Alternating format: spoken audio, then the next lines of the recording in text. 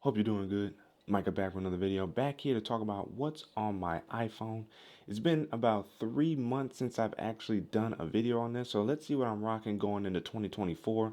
I just recently, about a month ago at least, did my what's on my iPad Pro video. So if you guys haven't seen that, go ahead and check that out.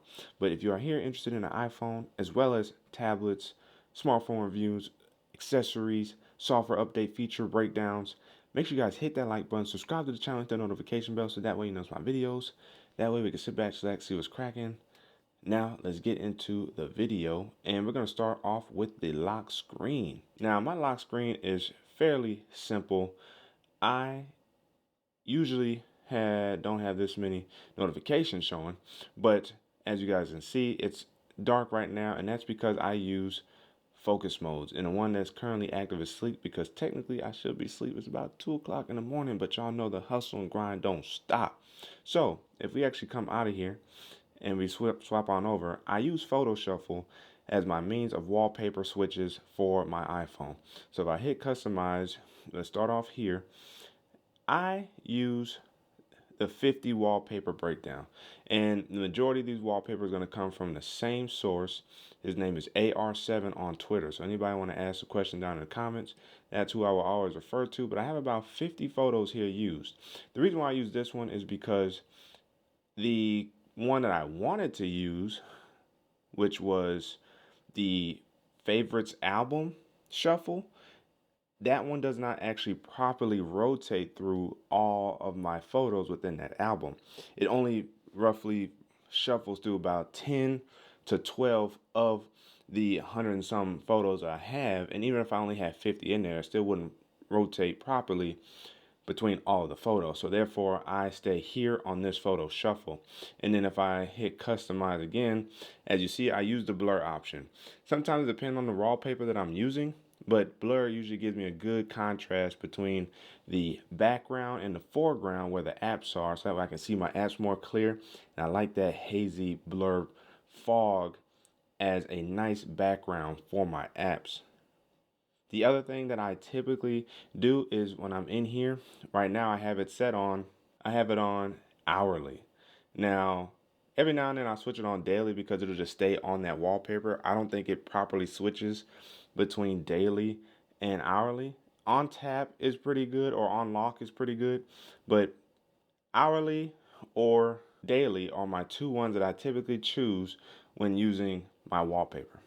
Now, in terms of clocks, as you guys can see there, I use the standard clock right there, and I've thinned it out, and I use just a typical color, so that way it kind of just gives a nice flow and cadence to the rest of my wallpaper. I don't use any widgets because I like using the depth effect for my wallpapers. So I move my weather widget up at the top with the date, so that way I still can keep up with my weather no matter what's going on with my wallpapers. So that is my lock screen setup for my iPhone. So if we come back over here to sleep, since that's what I'm currently in, and as you guys can see there again, if I start with the notification center, all my notifications are here, but I have my notifications set up to just be bundled down at the bottom. And then if I need to access any of them, all I gotta do is swipe up to bring them in and start navigating through those. Now, starting off in terms of my home page, we're going to go over here to the side screen. This is a screen I don't really use anymore, and I don't think we really need it like that. But I have the new digital clock widget that came with 17.2. I have my health widget right here. I have a photo shuffle widget here through like photos throughout my libraries app, I guess. I have the Apple Podcast app here. I have my vinyl, my MD vinyl widget here. And I have Apple Music right here, which is actually linked to MD Vinyl. So whenever I'm playing music on either one, it will show up here. Now, the last widget that I use on this page is the Amazon Audible, where it's books that are basically read to you. And some people get real clever and good, and actually it's their personal voice. So if it's like an actor or artist, they will actually use their actual voice to read their book to you. I find it to be pretty good. And some comic books actually add a little bit of action in it, which actually brings a level of depth to being immersed into the story. So that's something I appreciate from the Audible app. Now my home page here is set up fairly simple. I really like this two widget setup here on my home page. The first being the clock that they added in iOS 17, and then the new digital clock widget there as well. I have my weather widget over here as well as my Google widget.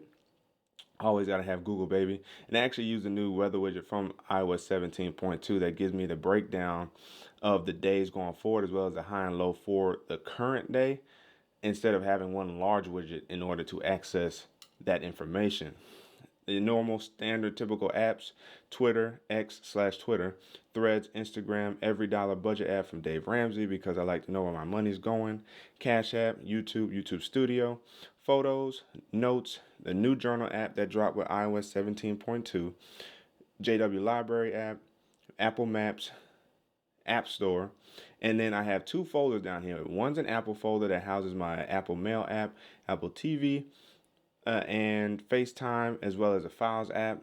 And then I have another folder that just houses a couple extra things that I use on a regular, such as my banking app, SCCU, Blackmagic Cam, which I use from time to time, but I really don't mind using Apple's native camera app since I use cinematic video for most of my shooting on my iPhone, Lightroom, and Pixar, which is what I use to generate my thumbnails. And then down at the bottom row, of course, you got Safari, phone, messages, and settings. If we swipe on over here, I have two widgets up here, which is a battery widget and screen time. I like to see what's going on my screen time so that way I kind of know what I need to cool out on if I get a little too happy in terms of like social media apps, except for YouTube, since YouTube is basically where I watch TV, do a lot of my YouTube research and studying for videos I need to drop for you guys, and video ideas and concepts to see if they would even pay off. So YouTube is a little bit of an exception because we don't watch TV. We watch everything through streaming media apps, including YouTube. And then I use Apple News right here, and I have three different widgets for Apple News rotating between Apple related news, consumer electronics related news, and technology related news, which sometimes they can all have the same article, and upon clicking on one, it'll disappear after you view it, thus giving you a new rotation, or at least that spot being taken up by a new article. Then swiping over, I have the apps that I've just recently installed, such as H&R Block, because tax time. I have Monopoly Go, Wordscapes, and Wordoku, which is kind of like Sudoku. So these are apps I haven't quite got to play yet, but I do plan on putting some time in. I also play Asphalt 9. I love Asphalt 9. Uh, I've kind of gotten a little bit happy with it as of recently. And then that's it. Now, I'll probably be putting these in another folder so that way I'll kind of keep a two-screen setup. But that is my main setup here on my iPhone. In terms of the control center, you have the two blocks at the top, such as like AirPlay and your go-to settings such as airplane mode, data, Bluetooth, and Wi-Fi. And then rotation is there along with your alerts. And then the focus mode's right there, but I usually never use that, so I might get rid of it. Low power mode, QR code, alarm, flashlight, timer, stopwatch, camera, Shazam, screen mirror, wallet, record, and calendar. Those are the things I use as my go-tos there. In terms of settings, I do switch between light and dark mode in terms of if not a set time. I believe I changed my time to like 8:30 or so. So I go down here to display and settings, you'll see 7 or 7:30 is when this will adjust to dark mode. And since I'm rocking one of the new iPhones, they give me a lot more battery life because of the OLED panel. In terms of any other settings in here, I do use haptic touch in order to access that. You'd have to go to accessibility, and then you'd have to come down here to touch, and then you haptic touch. I have it on fast, so that's why if I press and hold on things, it responds a whole lot faster than a normal press and hold. So just for example, press and hold, see how fast that ended up responding? Beautiful. And that's how I have my iPhone 15 Pro typically set up on the normal. Every now and then I rearrange, and that's when I bring you guys new videos because I'm either using new apps or new layouts for you guys to have ideas to customize your own personal iPhones. But with that being said, let me know down in the comment section below, what are some of your favorite apps and or layouts or widgets that you like to use for your phones, whether it's Android or iPhone. I'd like to know down in the comment section below.